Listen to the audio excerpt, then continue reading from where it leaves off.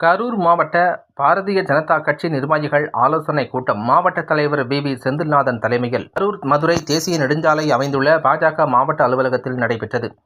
திருச்சியில் பாஜக மாநில துணைத் தலைவரும் சேலம் பெருங்கோட்ட பொறுப்பாளருமான டாக்டர் கே. ராமலிங்கம் எக்ஸ்.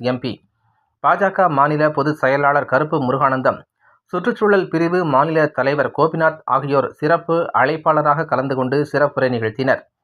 வருகின்ற மார்ச் 11ஆம் தேதி திருச்சியில் தேசிய ஜனநாயக கூட்டணி சார்பில் நடைபெறும் மாபெரும் பொதுக்கூட்டத்தில் பாரத பிரதமர் நரேந்திர மோடி அவர்கள் கலந்து கொண்டு உரையாற்ற உள்ளார். இதில் கரூர் மாவட்ட பாரதிய ஜனதா கட்சி சார்பில் திரளான நிர்வாகிகள் கலந்து கொள்ள ஆலோசனைகள் வழங்கப்பட்டது. இக்கூட்டத்தில் பாஜக கரூர் மாவட்ட துணைத் தலைவர்கள் சக்திவேல், முருகன், ஆறுமுகம், மாவட்ட பொதுச் செயலாளர்கள் செல்வராஜ், உமாதேவி, சாமித்துரை, மாவட்ட பொருளாளர் இளங்கோவன் உட்பட திரளான நிர்வாகிகள் கலந்து கொண்டனர். ஜனநாயக கூட்டணியுடைய தலைவர் மரியாதைக்குரிய அண்ணன் எடப்பாடி பழனிசாமி அவர்கள் தான்.